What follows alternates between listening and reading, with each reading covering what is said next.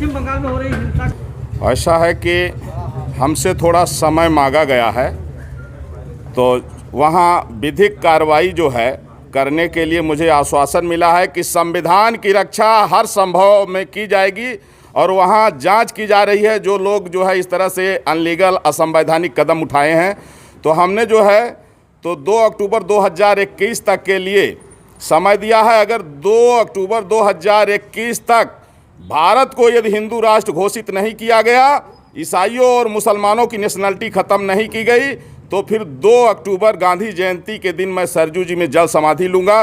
क्योंकि देश का विभाजन हिंदू मुसलमान के नाम पर हुआ है और मुसलमानों ने उस समय जो है कहा कि हम हिंदुओं के साथ नहीं रह सकते हैं, हमको अलग देश चाहिए, और पाकिस्तान बांग्लादेश उनको दिया गया जो मुस्लिम देश घोषित हो गया।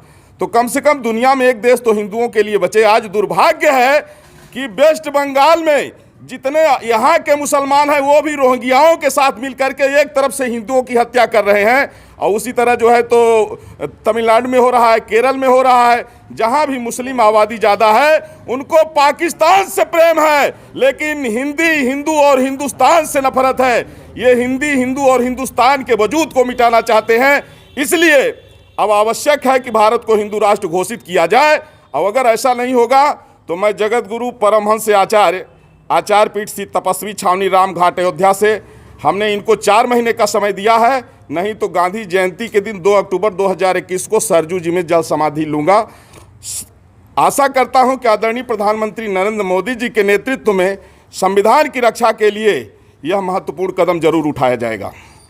कि जब वहाँ की स्थिति से पता लगा कि जब वहाँ राज्यपाल महोदय पीड़ितों से मिलने के लिए गए, तो जिस तरह से वहाँ के मुस्लिम समुदाय ने, रोहिंग्याओं ने उनके साथ में जो बदसलूकी किया, इससे ये पता लग रहा है कि अब पूरे देश में मुसलमानों की नागरिकता समाप्त होनी चाहिए, भारत हिंदू राष्ट्र घोषित होना चाहिए।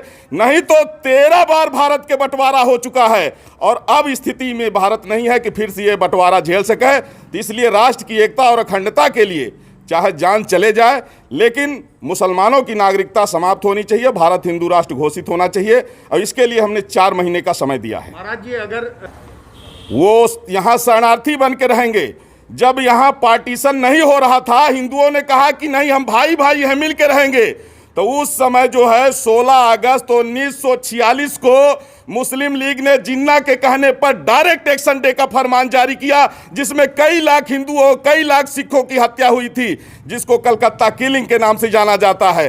तो जब वो देश बट गया, धर्म के नाम पर बटा, उनको अलग देश मिल गया, और पाकिस्तान बांग्लादेश में हिंदुओं की नेशनलिटी नहीं है, इसलिए हिंदुस्तान में इनकी नेशनलिटी खत्म होनी चाहिए। अगर इन्हें रहना है तो ये शरणार्थी बन के रहेंगे, लेकिन नागरिक बन के नहीं रहेंगे।